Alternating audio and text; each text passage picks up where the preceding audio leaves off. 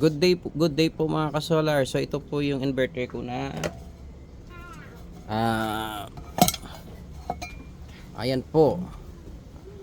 Kinuha ko po yung ano niya para makita nyo po ang gagawin ko. So gagawin ko ngayon po is alam nyo naman na mas malakas yung kain ng heater.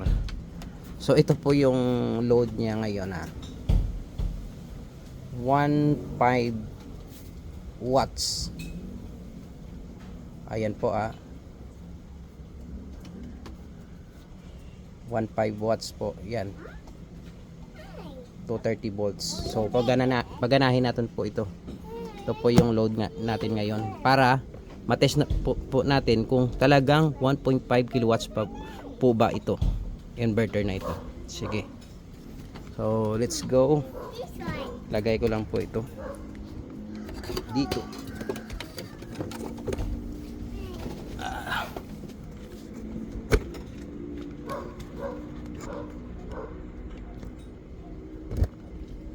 Ayan po.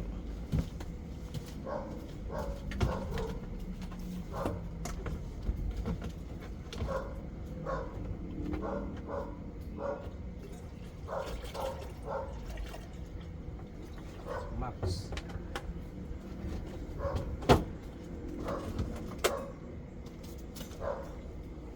May tubig na po. At ito natin ilalagay.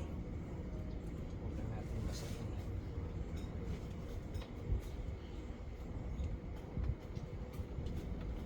So, on na po natin.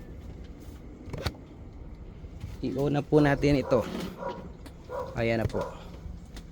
So let's go.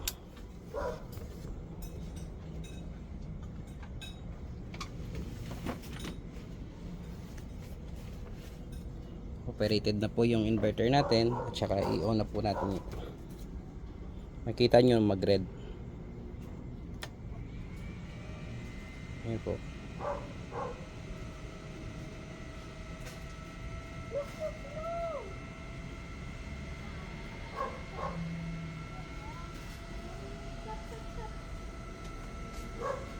Kaya ba?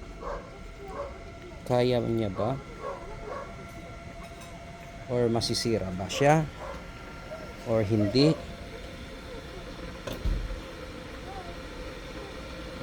Ayan po.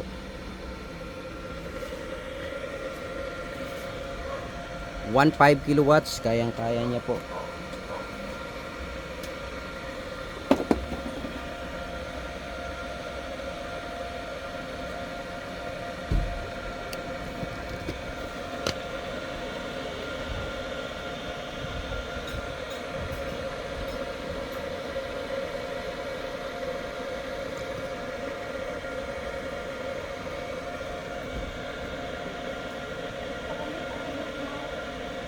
Pag hindi po kaya ng inverter nyo, mag-fault yan, magre-red dito.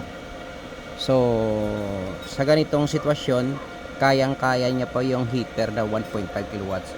So mag-load po kayo ng hanggang 1.5 kilowatts po. So like for example, dalawang rep, kayang-kaya niya po yan.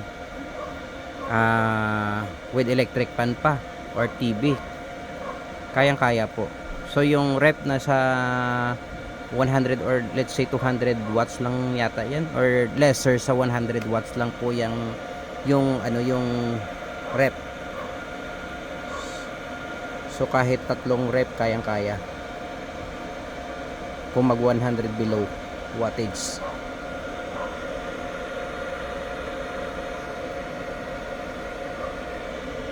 Pumapalo po yan ng oops.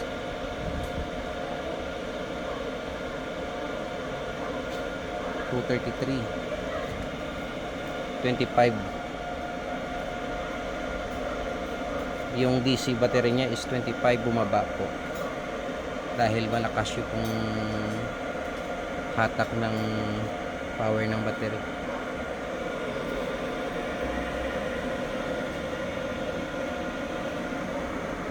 Matagal lang po siyang dahil nakamax po yung water niya po.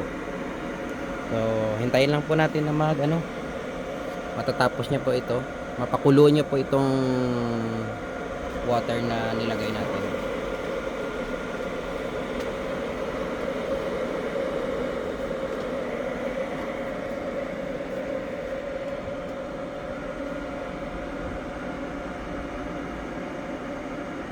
Naririnig nyo naman po yung ingay ng heater natin, ng water heater. So hintayin na lang po natin na kumulo.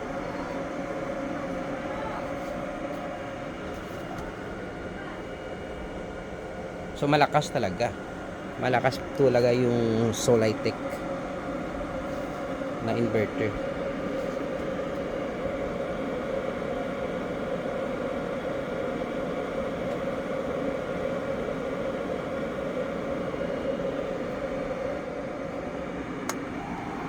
Ayan po, kumukulo na po.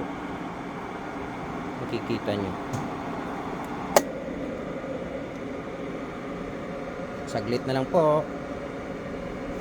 Mapoprove na po natin na 1.5 kilowatts talaga yung labas ng ating inverter.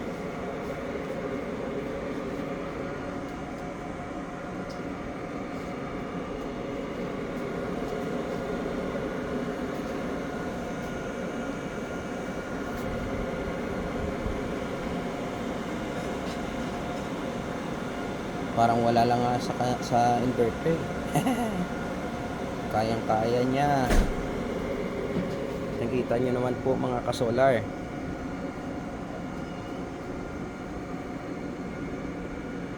Kumukulo na po. Ayan po. Wait na lang po natin. Saglit na lang po.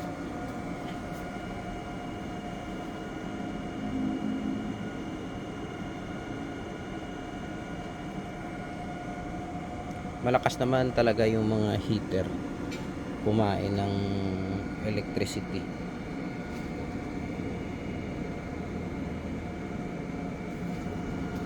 So ayun po, pag hindi niya po kaya, magpo-fault yan, magre-red ito. Pero kayang-kaya niya po yung 105 watts.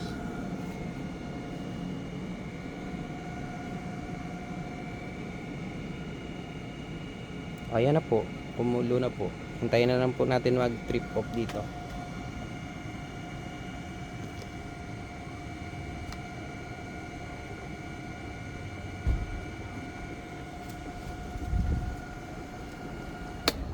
Ayan po, nag trip off na po.